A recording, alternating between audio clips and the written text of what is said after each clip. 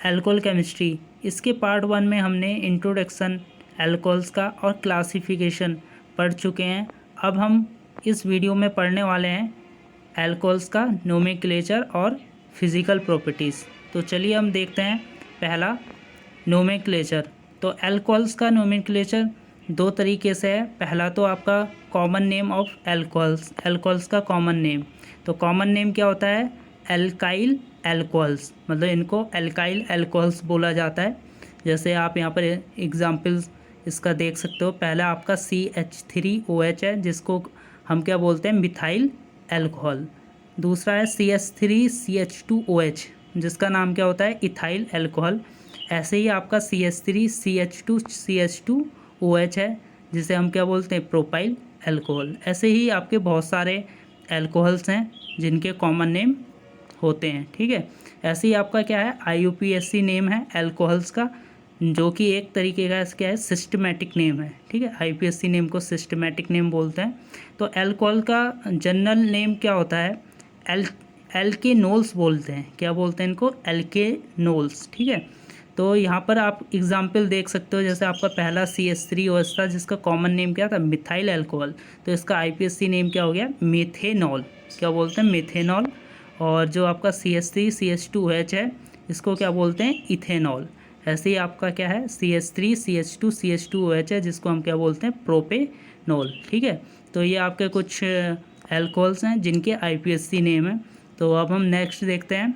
कुछ ऐसे भी कॉमन नेम हैं अल्कोहल्स के, ठीक है, जो अल्काइल ग्रुप के कॉमन नेम में यूज़ होते हैं। मतलब अल्काइल ग्रुप के कुछ कॉमन नेम हैं जो अल्कोहल्स के कॉमन नेम में यूज़ होते हैं। जैसे आपका पहला तो यही है, मिथाइल, ठीक है। दूसरा आपका क्या है? इथाइल। ऐसे ही आपका क्या है? ये प्रोपाइल, जिसमें आपकी क्या है? 3 कार्बन है। ऐसे ही आपका क्या है? ये आपका 3 कार्बन का ये भी है। और ये आपका क्या है? आइसोप्रोपाइल, ठीक है। आइसोप्रोपाइल है ये। और ऐसे ही आपका ये क्या है? ब्यूटाइल, जिसमें आपके 4 कार्बन है, ठीक है। ऐसे ही आपका ये सेकेंडरी ब्यूटाइल है, क्योंकि सेकेंड डिग्री कार्बन से अटैच है, इसलिए सेकेंडरी ब्यूटाइल। और ये आपका क्या है? आइसोब्यूटाइल, ठीक है। मिथाइल ग्रुप सब्स्टिट्यूटेड है ना, तो ये आइसोब्यूटाइल है। ऐसे क्या है आपका? टर्शरी ब्यूटाइल, ठीक है। तो यहाँ पर कुछ कॉमन नेम हैं अल्कोहल्स के और IUPAC नेम है। आप यहाँ पर इस टेबल में देख सकते हो, ठीक है। पहला आपका क्या है? CH3OH, ठीक है। ये कंपाउंड, इसका कॉमन नेम क्या है? Methyl alcohol. इसको मिथाइल अल्कोहल बोलते हैं। पहले ही हम इसका कॉमन नेम देख चुके हैं। ऐसे इसका IUPAC नेम क्या है? मिथेनॉल, ठीक है। ऐसे ही आपका क्या होता है? CH3CH2OH होता है, जिसे हम क्या बोलते हैं? इथाइल अल्कोहल, ठीक है, कॉमन नेम में। और IUPAC नेम में इसको क्या बोला जाता है? इथेनॉल। ऐसे ही आपका क्या है? दूसरा CH3CH2CH2OH है। तो इसमें आपकी क्या है? 3 कार्बन है, ठीक है। इन 3 कार्बन को क्या बोलते हैं? एन प्रोपाइल बोलते हैं, ठीक है। ये इसका अल्कोहल है, तो एन प्रोपाइल अल्कोहल हो गया। तो इसका IUPAC नेम क्या है? प्रोपेन 1-ओल, या फिर इसे बोलते हैं प्रोपेनॉल, ठीक है। ऐसे ही आपका अगला क्या है? CH3CHOHCH3, ठीक है। तो इसका कॉमन नेम क्या है? आइसोप्रोपाइल अल्कोहल, ठीक है। IUPAC नेम में क्या बोलेंगे इसे? प्रोपेन 2-ओल। 2-ओल इसलिए है क्योंकि सेकेंड डिग्री वाली कार्बन से OH अटैच है सेकंड पोजीशन में यहाँ पर, ठीक है। तो प्रोपेन 2-ओल हो गया। ऐसे ही आपका क्या है अगला? 4 कार्बन का CH3CH2CH2CH2OH है, जिसे हम क्या बोलते हैं? N butyl alcohol. और इसका IUPAC नेम क्या है? ब्यूटेन 1-ओल या फिर ब्यूटेनॉल, ठीक है। ऐसे ही आपका क्या है नेक्स्ट? CH3CHOHCH2CH3, ठीक है। तो ये आपका क्या है? Secondary butyl. तो CH3CHCH2CH3 क्या होता है? सेकेंडरी ब्यूटाइल होता है। तो सेकेंडरी ब्यूटाइल में जो सेकेंड डिग्री कार्बन है, वहाँ से OH अटैच है, इसलिए आपका क्या हो गया? कॉमन नेम में सेकेंडरी ब्यूटाइल अल्कोहल। और IUPAC नेम क्या है? ब्यूटेन 2-ओल, ठीक है। ऐसे ही आपका क्या है नेक्स्ट? CH3CHCH3CH2OH, ये आपका क्या है कॉमन नेम में? Isobutyl alcohol. और IUPAC नेम इसको क्या बोलेंगे? 2-मिथाइल प्रोपेन 1-ओल, ठीक है। ऐसे ही आपका क्या है? ये CH3 ये ग्रुप आपका क्या है? टर्शरी ब्यूटाइल ग्रुप है। ये इसका अल्कोहल है, तो कॉमन नेम इसका क्या हो गया, टर्शरी ब्यूटाइल अल्कोहल। तो आईपीएससी नेम में से क्या बोलते हैं, 2-मिथाइल प्रोपेन 2-ऑल।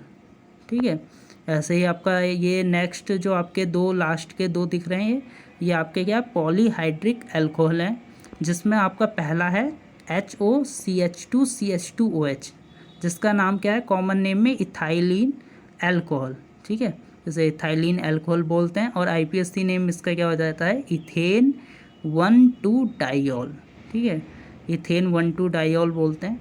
ऐसे ही आपका क्या है, ये 3OH ग्रुप का है, ये CH2OH CHOS CH2OH। तो इसका कॉमन नेम एक तो आपका क्या होता है, ग्लिसरीन होता है, और एक आपका क्या है, ग्लिसरॉल। ठीक है, ग्लिसरीन या फिर ग्लिसरॉल बोलते हैं। और आईपीएससी नेम इसका क्या है, प्रोपेन 1,2,3-ट्राइऑल। तो ऐसे ही आपके कुछ और भी हैं आईपीएससी नेम ऑफ अल्कोहल्स, जिसमें आप यहाँ पर देख सकते हो। ठीक है, पहला आपका क्या है यहाँ पर 4,4-डाईमिथाइल 2-पेंटेनॉल। ठीक है, 4,4-डाईमिथाइल 2-पेंटेनॉल क्यों बोल रहे हैं, तो यहाँ पर सबसे पहले आप लॉन्ग चेन कार्बन को सेलेक्ट करोगे। ठीक है, तो लॉन्ग चेन आपकी कार्बन क्या है, 5 कार्बन वाली है, 1 2 3 4 5। ठीक है, तो सेकेंड पोजीशन में आपका OH अटैच है, तो इसलिए आपका क्या है 2-पेंटेनॉल। और फोर्थ पे आपके 2 मिथाइल ग्रुप सब्स्टिट्यूएंट है, तो ये आपके प्रीफिक्स में आएंगे। तो 4,4-डाईमिथाइल 2-पेंटेनॉल हो गया, या फिर इसे बोलेंगे 4,4-डाईमिथाइल पेंटेन 2-ऑल। ठीक है, ऐसे ही आपका अगला क्या है, अगला है आपका ये Cl CH2 CH2 CH2OH। ठीक है, तो नंबरिंग आपकी कहाँ से होगी, OH ग्रुप से, क्योंकि OH आपका क्या फंक्शनल ग्रुप है, इसकी हाईएस्ट प्रायोरिटी है। ठीक है, Cl से, तो इसलिए नंबरिंग राइट टू लेफ्ट होगी 1 2 3। तो आपका 3-क्लोरो-1-प्रोपेनॉल हो गया। ठीक है, या फिर 3-क्लोरो-प्रोपेन-1-ऑल भी उसे बोल सकते हैं। ठीक है, ऐसे हम अगला देख लेते हैं यहाँ पर। तो यहाँ पर आपकी नंबरिंग कहाँ से होगी, OH ग्रुप से। ठीक है, तो 1 2 3 4 5। ठीक है, जहाँ से आपका फंक्शनल ग्रुप पास पड़ रहा है वो हो गया, और लॉन्ग चेन आपकी क्या है 5 कार्बन की है। ठीक है, तो इसका जो आईपीएससी नेम है वो क्या हो गया, 4-मिथाइल-1-पेंटेनॉल। ठीक है, या फिर बोलेंगे 4-मिथाइल-पेंटेन-1-ऑल। ठीक है, तो 4-मिथाइल क्यों बोल रहे हैं कि फोर्थ पोजीशन में क्या आपका CH3 ग्रुप है, लेकिन इसका नाम 2-मिथाइल-5-पेंटेनॉल नहीं होगा, मतलब नंबरिंग इसकी लेफ़्ट टू राइट नहीं होगी। ठीक है, क्योंकि लेफ़्ट टू राइट में आपका जो फंक्शनल ग्रुप है वो काफ़ी दूर चले जाएगा, वो आपका पास होना चाहिए, मतलब उसका नियरेस्ट नंबर पे होना चाहिए। तो नंबरिंग जो होगी राइट टू लेफ़्ट होगी। ठीक है, इसलिए आपका जो 4-मिथाइल-1-पेंटेनॉल है ये करेक्ट है। ठीक है, ऐसे ही हम और भी देख सकते हैं, जैसे फिनॉलिक कंपाउंड्स का कुछ कॉमन नेम और आईपीएससी नेम, जिसमें आप यहाँ पर ये देख सकते हो। पहला आपका क्या है, फिनॉल। ये फिनॉल कॉमन नेम भी है और आईपीएससी नेम भी है इसका। ठीक है, तो यहाँ पर जो अगले 3 कंपाउंड हैं ये क्या है, फिनॉल के डेरिवेटिव हैं। यहाँ पर सेकंड पोजीशन में CH3 है, थर्ड पोजीशन में और फोर्थ पोजीशन में है। तो अगर आपका सेकंड पोजीशन में मिथाइल ग्रुप है तो उसको क्या बोलते हैं, ऑर्थोक्रिसॉल। ठीक है, और इसका जो आईपीएससी नेम है वो क्या है, 2-मिथाइल फिनॉल। ऐसे ही आपका अगला क्या है, ये जिसके थर्ड पोजीशन में CH3 लगा हुआ है, इसलिए इसको क्या बोलेंगे कॉमन नेम में मेटाक्रिसॉल।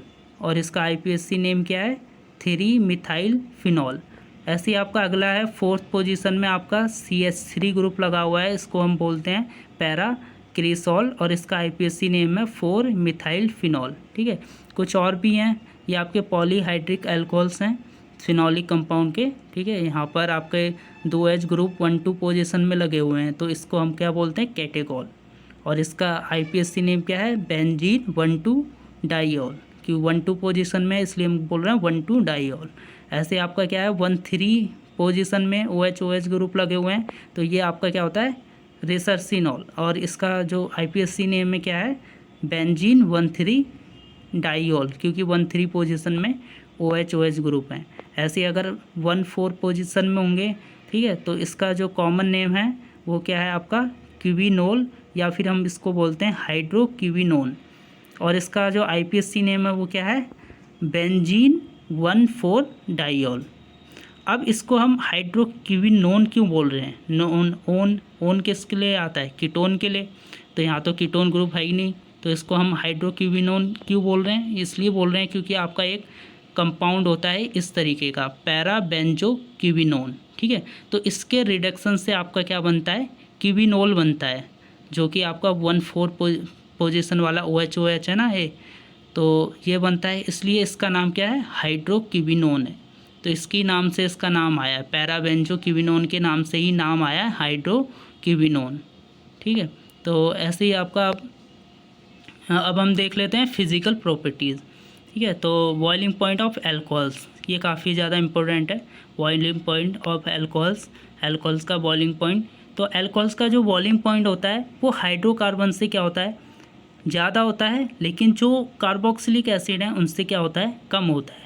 लेकिन कंडीशन यह है कि मोलर मास एल्कोहल्स का, हाइड्रोकार्बन्स का और कार्बोक्सिलिक एसिड का सेम होना चाहिए, ठीक है, लगभग बराबर होना चाहिए, तभी हम इनके बॉइलिंग पॉइंट को कंपेयर करेंगे। क्योंकि बॉइलिंग पॉइंट जो होता है वो मास पे भी वेरी करता है, जिसका मास ज़्यादा होता है उसका बॉइलिंग पॉइंट ज़्यादा होता है, और जिसका मास कम होता है उसका बॉइलिंग पॉइंट कम होता है, ठीक है।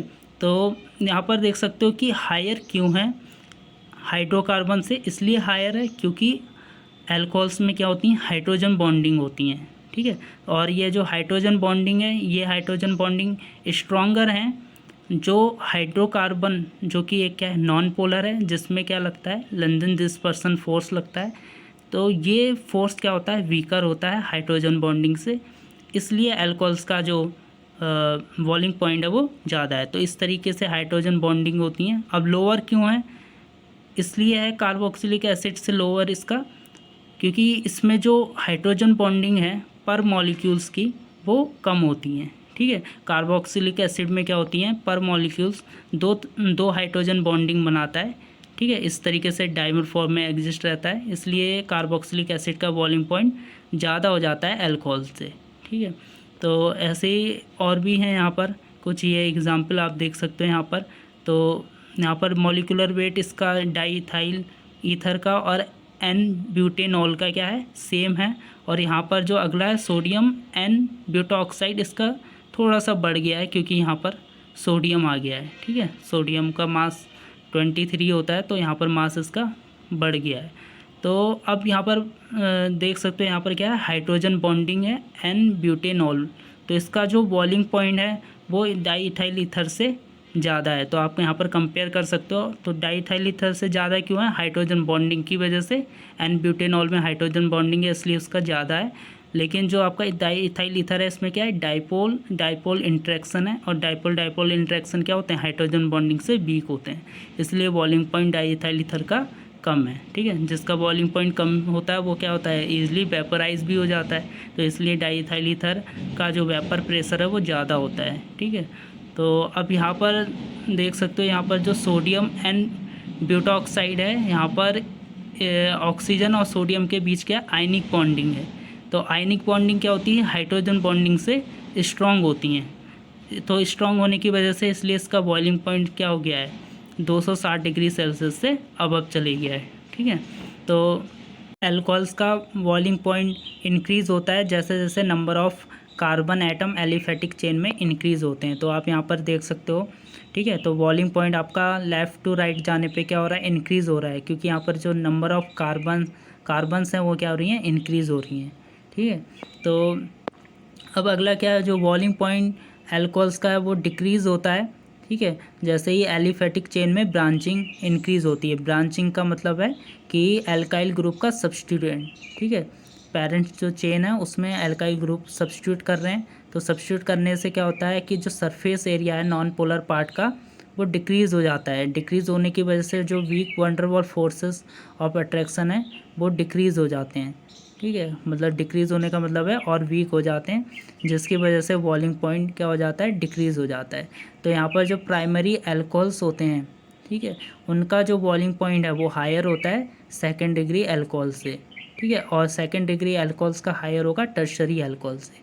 तो प्राइमरी एल्कोहल्स का ज़्यादा इसलिए है क्योंकि उसका सरफेस एरिया ज़्यादा है, और सरफेस एरिया ज़्यादा होगा तो weak van der Waals forces of attraction जो होंगे वो स्ट्रांग होंगे, और स्ट्रांग होंगे तो बॉइलिंग पॉइंट बढ़ जाएगा। लेकिन जो टर्शरी अल्कोहल है यहाँ पर सब्स्टिट्यूएंट बढ़ गए हैं, जिसकी वजह से surface area non polar part का डिक्रीज़ हो गया है। सरफेस एरिया डिक्रीज़ होते ही बॉइलिंग पॉइंट डिक्रीज़ हो गया है। तो आप यहाँ पर वेरी देख सकते हो, जो आपका पहला है वो क्या है, 1-ब्यूटेनॉल, ठीक है। 1-ब्यूटेनॉल ये आपका क्या प्राइमरी है। तो यहाँ पर इसका जो बॉइलिंग पॉइंट है वो सबसे ज़्यादा है, क्योंकि यहाँ पर सरफेस एरिया ज़्यादा है।